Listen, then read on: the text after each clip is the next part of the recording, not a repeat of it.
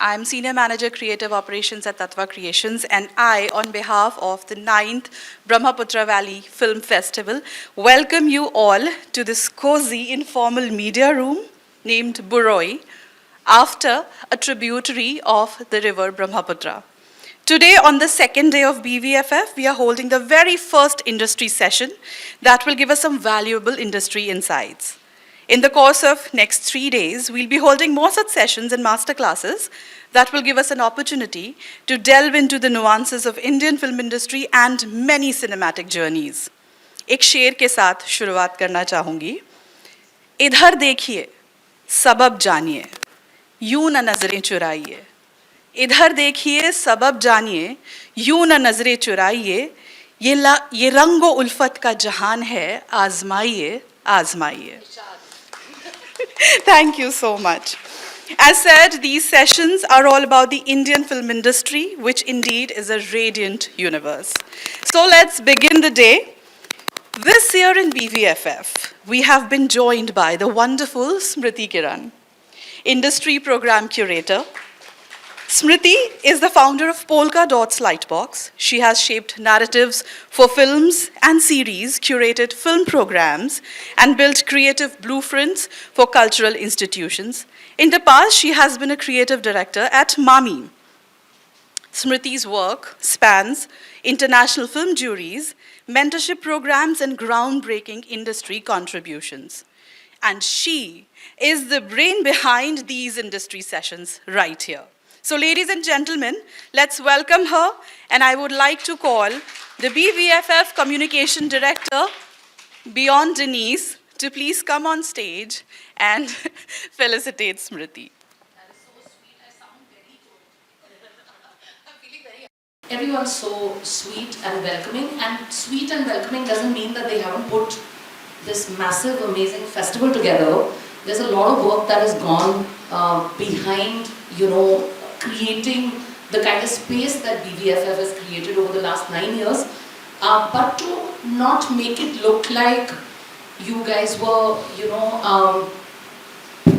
finding the vaccine for COVID is just something I learned a lot from in just 2 days. I would say 3 weeks that I've worked with the festival, and the 2 days that I've been here have been a great learning for me as to how you can do things without absolutely going nuts and crazy and making it an anxiety issue for yourself. So thank you already. I'm so excited to be doing the first industry session at BVFF and starting with a very, close, good old friend Rajiv, who's also somebody I deeply admire. My introduction to Rajiv was as a person who read what he wrote, every word that he wrote, every review that he did for films, I would follow that. And it would give me not only entertainment, but a lot of insight into how to, it opened up different ways in which I could consume and look at content, and look at films, and look at material which is out there, and for which I'm deeply grateful. And then I had the opportunity to kind of get to know him and have conversations with him. And those conversations were so insightful that I wanted to invite him here so that a little bit of that we can share with all of you. So first of all, thank you so much for making the time and coming and joining us for this. Rajiv. Thank you. This could very fast become just a mutual admiration slightly. I have the exact same, if not more, respect and admiration for Smriti. I've seen her. We've traveled a little bit together. I've seen, I used to go to these festivals where I was just a journalist, but Smriti made a whole career out of it, and she's just had such a huge sort of impact and footprint on what the festival back home is, and on every festival that she is involved in whatever capacity. So I am so thrilled and to be in this part of the country where I don't know I don't know if I would have been here for another reason. So thank you for having me. Thank you. It's all a pleasure here, and just to let everyone know, of course, who doesn't know Rajiv Masan, it is the time actually that we delve into film industry with him. So every Friday, what happens is movies release, tales are told, and stars are made. And the country waits for their favorite and trusted critics for the movie review. And that's when they decide whether to go for a movie or not. Me personally have been reading Rajiv sir, listening to him, and deciding as to what movies to watch. And we are proud and privileged that he is here amongst us today. And he has been a film critic for more than 25 years. And now he is heading Dharma Corner Store Agency. It's a talent management agency. And as a talent manager, he's crafting careers of the who's and who of Bollywood industry. Tamanna Bhatia, Tiger Shroff, Sara Ali Khan, they are some of the names. So as he rightly puts, I was reviewing films back then, and now I review scripts for actors.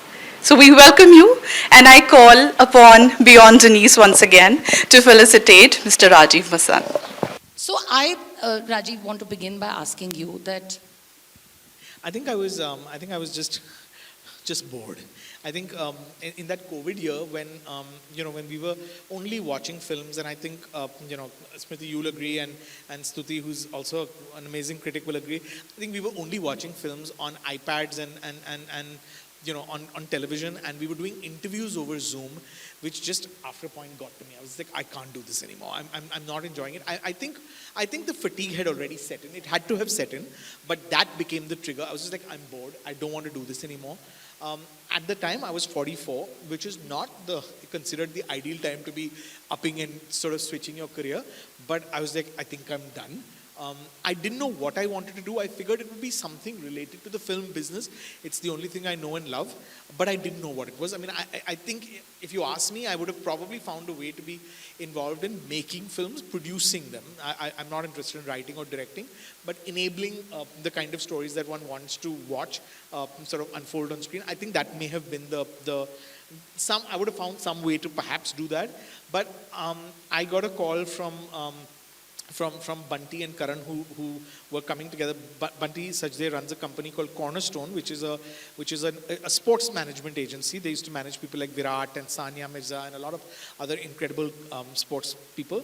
And Karan Johar, of course, runs Dharma Productions. They were getting together to form an actor management, a talent management company for actors. And they asked me if I wanted to join. And I was like, I don't want to be a manager to actors. Actors are crazy. And they are, and we'll talk about that in a bit. And they said, no, we don't want you to be the manager, we want you to be the head of the company. I was like, you're joking. I am a journalist. What am I going to do with heading a talent management company? And then they gave me that lovely pitch, which she just said. Karan Johar said to me, you've reviewed films for a living. Now you can review scripts, help actors decide what to do and what films to do. And I was like, okay, that I could maybe do. What they didn't tell me is that's a very small part of the job.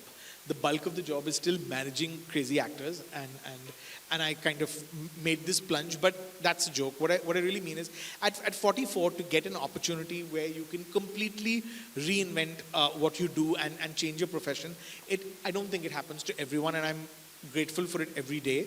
And when you do at that age start, in a new profession, I mean, in most professions, you start from the ground up. I mean, these amazing people trusted me enough to put me at the top of that company. And I just think the fair thing to do was to kind of go in with utter humility and say, I don't know this. I'm going to learn. I'm going to learn by watching. And hopefully there's some watching I've already done, as a journalist. And hopefully I'll bring some of that. And now it's going to be almost 4 years and they still haven't thrown me out of the job. So I guess I'm not doing too badly. Oh, I mean, it's natural, right? We all think of, it's just the way we are built. We're always sort of concerned about how people are going to perceive this and how people are going to perceive that. And I can pretend and say that it doesn't matter. Of course it matters. But I think you have to, in my own case, I was lucky that I was being put at the head of a company. I mean, maybe if I was made to start at the bottom, I would think that, do I want to give up something where I've earned some equity and I've got some currency as a critic, and I don't want to use the word power, but people watch what I do. I have a voice which people listen to, and I'm grateful for that. To do something where I'm starting from the bottom, maybe not. I was very lucky. I was very fortunate. I'd like to think also I probably had some skills that they put me in that role. So you just have to block out the surround sound. you have to do what you think is right for you. In my case, I didn't know if it was right, genuinely, because it was a field I knew nothing about.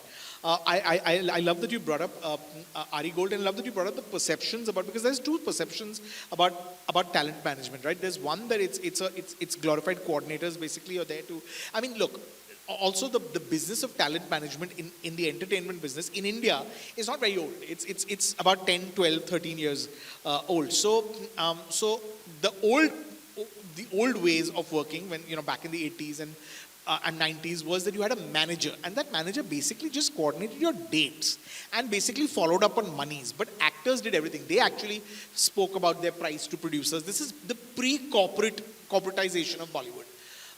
Once the in Hollywood, I think in the West, it's a slightly older profession. I think in the 70s you already had CAA and you had some of the bigger agencies. Over here, so managers were basically people that just kind of made sure that you had your food on time and you had your staff, you had your hair and makeup people. I mean, I don't want to use, I mean, they were coordinators. That's the best way.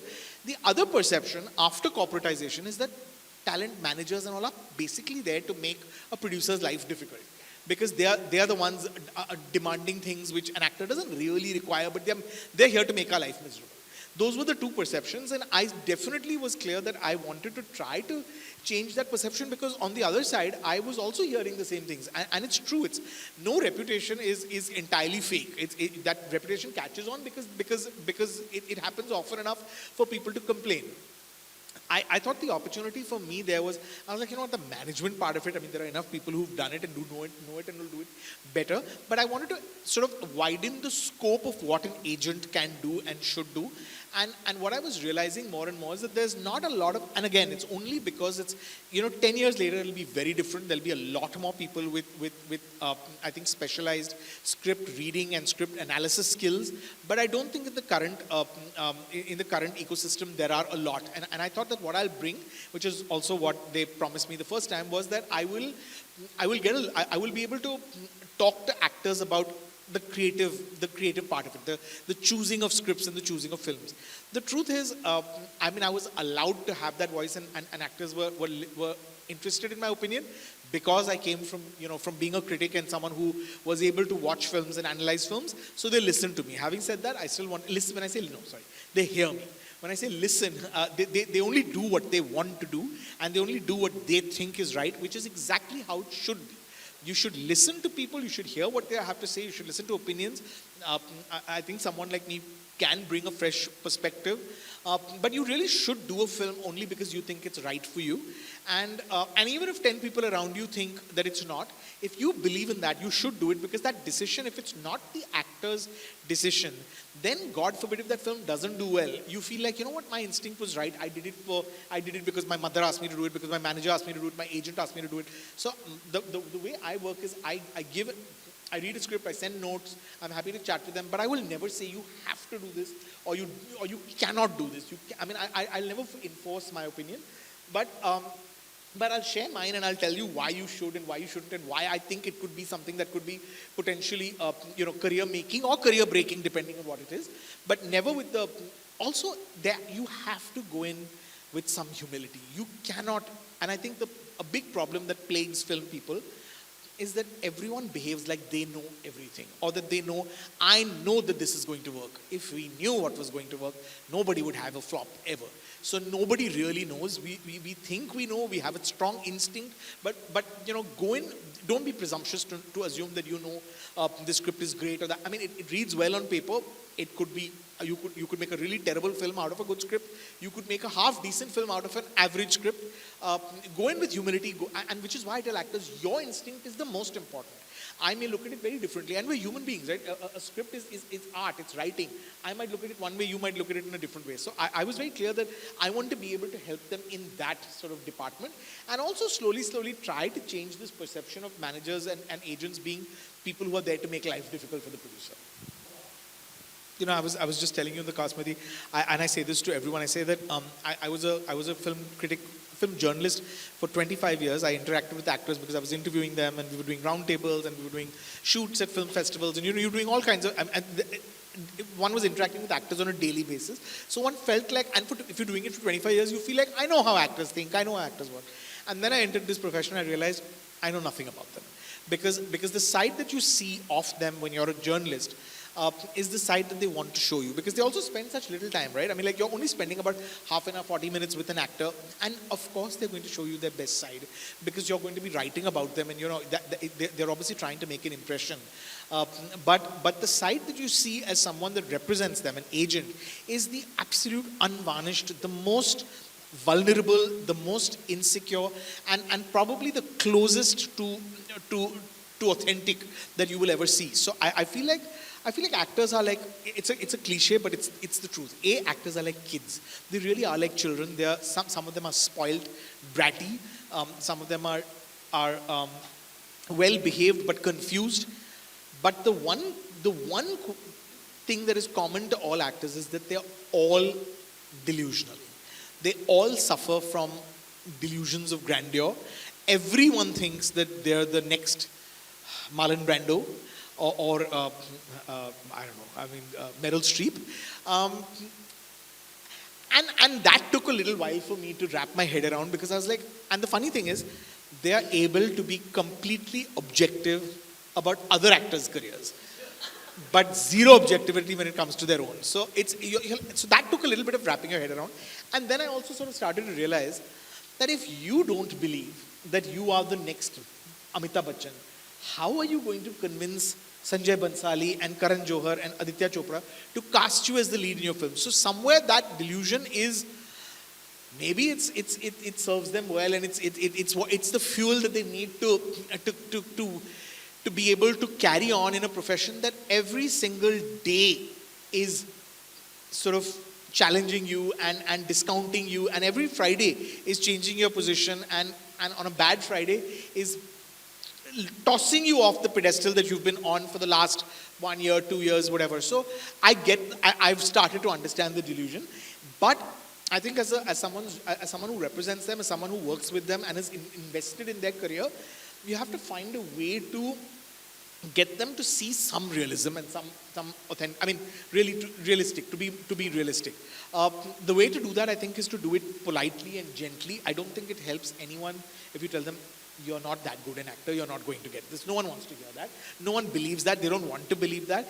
And how are you going to be able to get any constructive sort of result if that's the way you approach it? I think it is important to make them understand that where they see themselves and the kind of work that they hope to do is maybe they haven't earned that just yet.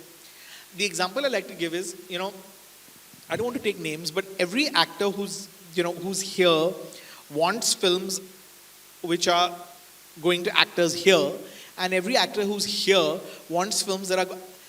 Janhvi Kapoor wants to do films that Alia Bhatt is, I'm just, these are just names, I don't mean them really. I mean, I'm saying, that generation of actors, maybe Janhvi and Sara and Kriti and all of them want to do films that Alia and Deepika are doing. And I'm sure Alia and Deepika want to do films that Meryl Streep is doing. And younger actors who are newer actors want to do films that Janhvi and Kiara and Kriti and all are doing. So, and they want to do it, they want that opportunity maybe sooner than one has earned it. So, and it's not about them. It's just the nature of this business.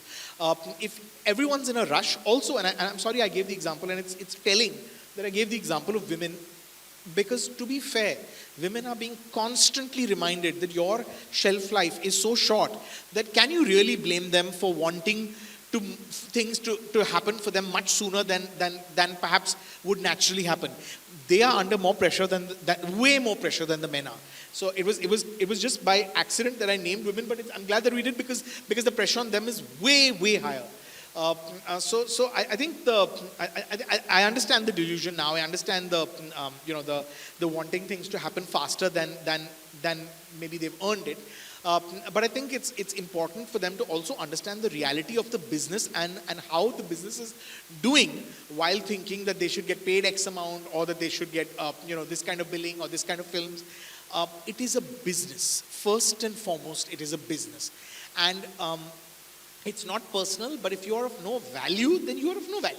If you're not someone who has success, then you may be a great actor, but if you're a great actor who's not successful, then you don't bring value to a project. So then if you're not being considered for a big project, you have to be able to wrap your head around that. And the other thing I realized was that, as much as I was telling this in the car, as much as one thinks that it's very important, what one does as a critic is so important, I've realized that that's really secondary. I think that success, fortunately, unfortunately, success is the only tangible yardstick and the tangible barometer to measure someone's success.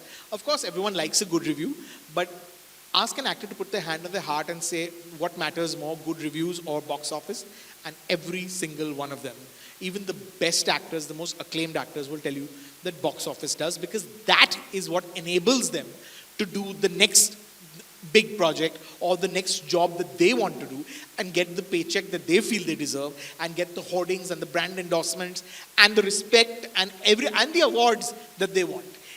Unfortunately or fortunately, and there is no unfortunately or fortunately, if you accept that this is the way the structure is, then you will kind of resign yourself to that, and actors actually know that quite clearly. I think first and foremost, if you want to be an actor in Bombay, you have to move to Bombay. Don't say, I'm moving for 6 months, I'm moving for 1 year. It's not going to happen in that much time. It's just the truth. You will be very lucky if it does happen. Don't believe anyone who's telling you, we got noticed in a coffee shop and we got a film. That, I don't know if that happened, if that used to happen. I think a lot of actors say that used to happen. It doesn't happen anymore.